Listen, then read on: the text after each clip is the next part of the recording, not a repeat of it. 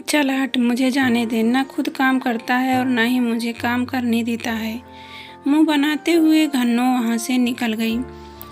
सूरज अब भी उसे देख रहा था। वह घन्नो के पूरे बदन का मुआयना कर चुका था। एक बार यह मिल जाए तो मजा आ जाए, सूरज के मुंह से निकला।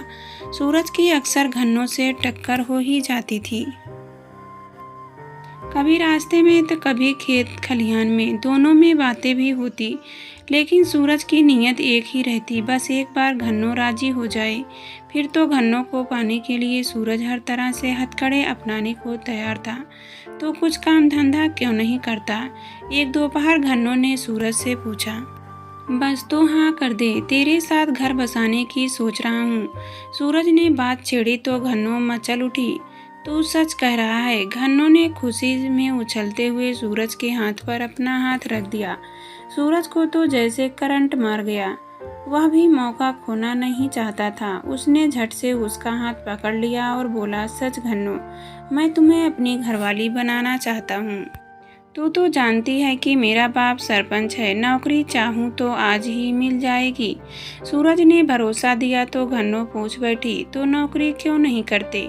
फिर मेरे मामा से मेरा हाथ मांग लेना, कोई मना नहीं करेगा। सूरज ने हाँ में सिर हिलाया। घन्नो उसके इतना करीब थी कि वह अपनी सुध-बुध खोने लगा।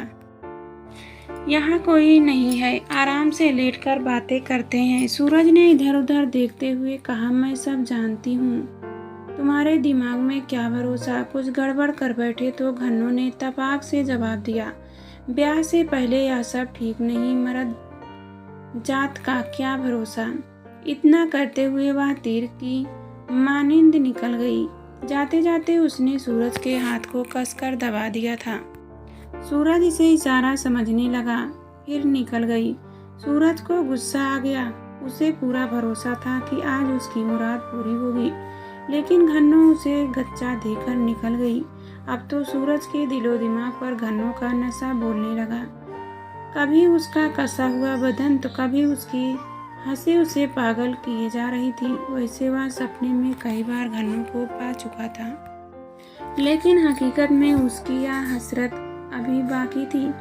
सरपंच मोहन सिंह का बेटा होने के चलते सूरज के पास पैसों की कमी कोई नहीं थी।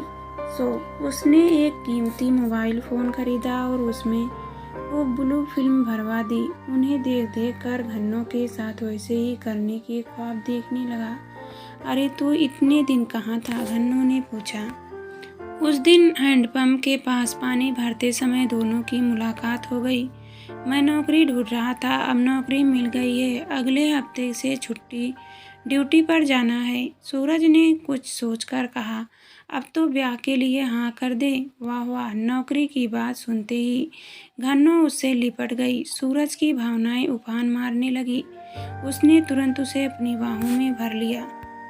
हाँ कर दे और कितना तरसाएगी? सूरज ने उसकी आंखों में आंखें डालकर पूछा। तू गले में माला डाल दे, मांग भर दे, फिर जो चाहे करना। सूरज उसे मनाने की जी तोड़ कोशिश करने लगा। अरे वाह, इतना बड़ा मोबाइल फ़ोन पर नज़र पड़ते ही घन्नो के मुंह से निकला, क्या इसमें सिनेमा है? गाने वाने में है?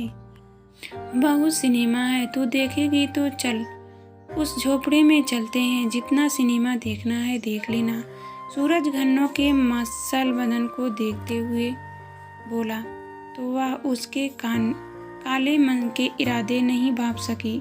घन्नो राजी हो गई। सूरज ने पहले तो उसे कुछ हिंदी फिल्मों के गाने दिखाए, फिर अपने मंसूबों को पूरा करने के लिए ब्लू फिल्में दिखाने लगा। ये कितनी गंदी फिल्में हैं, मुझे नहीं देखनी है।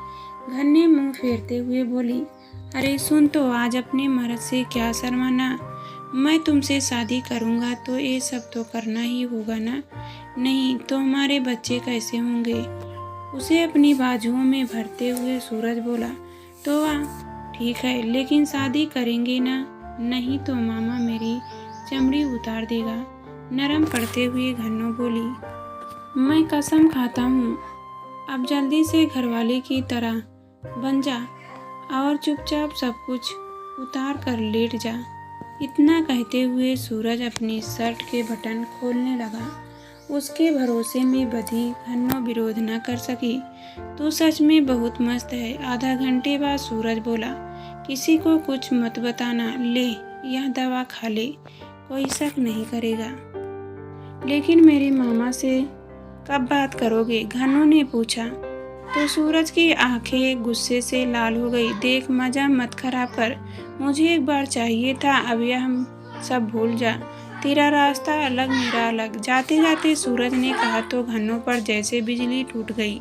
अब घन्नो गुमसुम सी रहने लगी, किसी बात में उसका मन ही नहीं लगता। अरे तेरे कपड़े पर एक खून के दाग कैसे? एक दिन मामी ने पूछा तो घन्नो को जैसे सांप सूख गया। पिछले हफ्ते ही तेरा मासिक हुआ था। फिर घन्नो फूट फूट कर रोने लगी।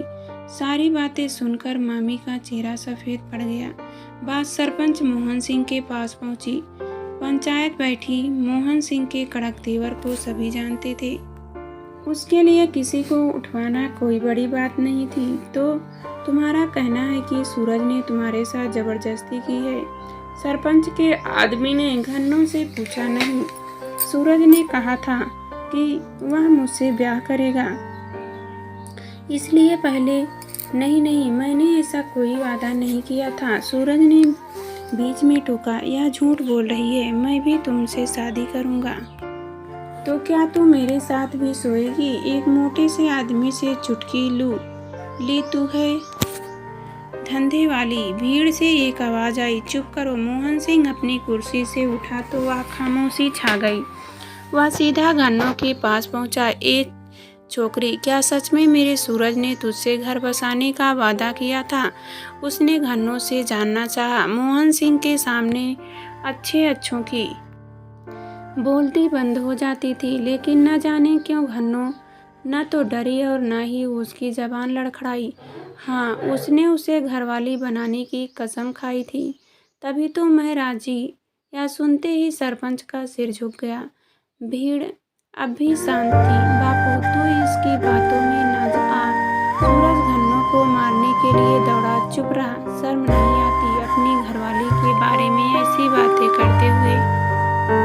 खबरदार, अब घन्नो के बारे में कोई एक शब्द भी कहा तो यह हमारे घर की बहू है। अब सभी जाओ, अगले लगन में तुम सूरज और घन्नो का ब्याह रचाएंगे। घन्नो मोहन सिंह के पैरों पर गिर पड़ी।